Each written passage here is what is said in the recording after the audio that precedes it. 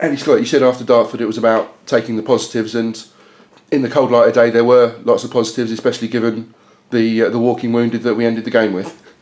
Yeah, it was unusual to end the game that way with the team that we had out and what we had to do. But I think that for the whole game, we looked at a real attacking force and we created a lot more chances than we have done for a long time. We worked the keeper a lot more. Just happened to find a goalkeeper on form on the day who got the man of the match, and we just couldn't find a way past him after getting the first goal. So clearly we want to score more goals, and clearly we are continuing to work on making sure that we create more chances. But I think that the recent games we've shown that we can do that, and we have done that. It's just about taking them and getting those players to take their opportunities really. And if we continue to do that, something's going to go right for us. But we're not resting on our laurels and thinking that we're nearly there. We're still working on areas, and we're looking at personnel, making sure the squad's the right balance to get forward. But it's very difficult when you keep picking up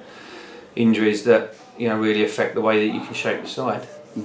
And now the FA Cup comes around again.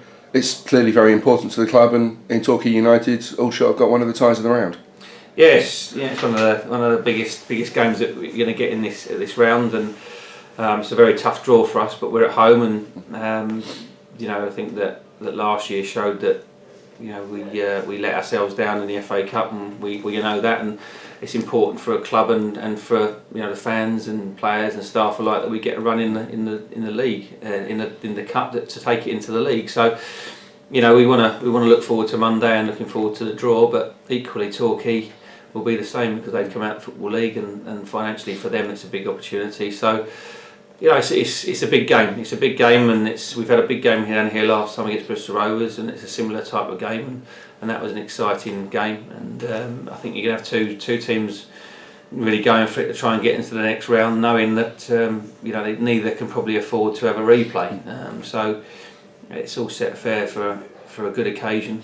We need to approach the game we have done in the last couple of games especially, and perform with that intensity and create those chances and be real, show our intent about winning the game from the off.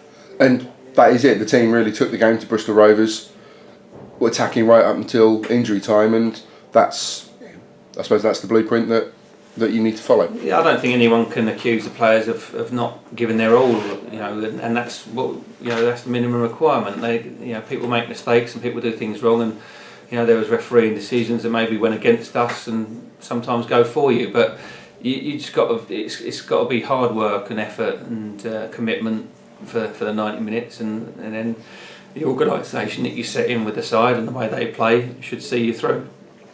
In the last two games, I think that our application has been fantastic. We've shown that we want to take the game to the opposition. We played effectively three centre forwards on the pitch on last Saturday at Dartford, and it worked well. And we put the other opposition under a lot of pressure. And the fact that we can get key players back in Molesey and Barker was a massive help to us. But then, on the other hand, we're losing big players, with injuries as we go along. So just when you think you're getting to the point where you've got the strongest squad you've got available, then you lose a few and you're back to where you were. So it's tough. It's tough at the moment. We're finding it difficult to get a steady side out, but I think that the players that we're introducing and the way that we're changing the squad round show that we're intent on improving, and it might take a little bit longer to get to where we want to be in terms of who we want in the side.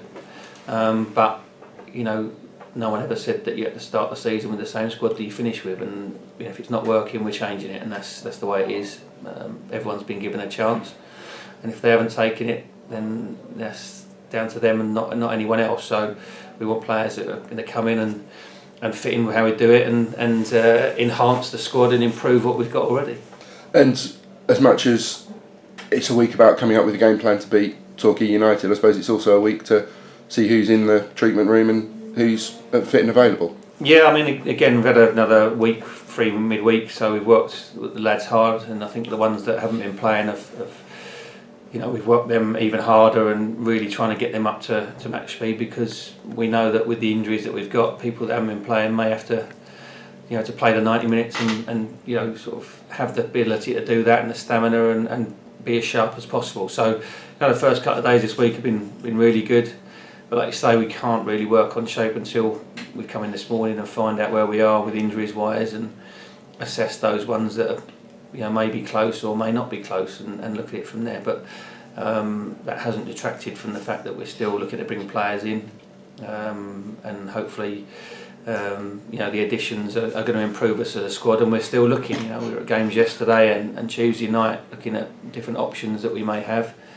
but clearly with the potential of 2 FA Cup games in the next 3 weeks, we need players that are going to come in on loan that can play in the FA Cup, and that's key. Otherwise, it's a waste of our money, and it's something that we can't do. And one player who has come in and who happily, I believe, is eligible for Saturday is Dan Holman from Colchester United. Yeah, I'm really pleased about that. We were looking at getting Dan in before he went to Wrexham, and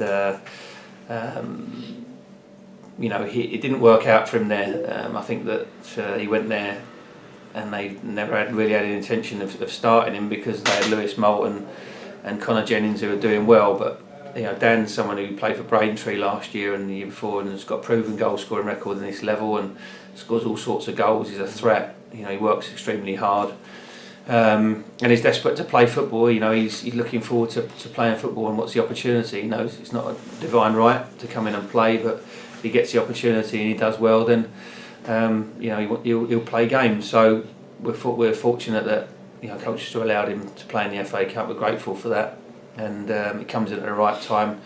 We brought Andre McCollin in and now Dan Holman. So we're trying very hard to find a solution, and if that gets everyone else who's in their positions livelier, then great. But I think it gives everyone a lift and shows that the rest of the squad and the fans and that we're making efforts to improve all the time. And it's key that we do that. We don't suffer from any complacency, thinking that we're just doing all right and that things are going to turn. We need to make sure that we work hard to make sure they turn. And that's the way it is. We have to make tough decisions on things sometimes, and as a manager I'm prepared to do that because I want what's best for the football club.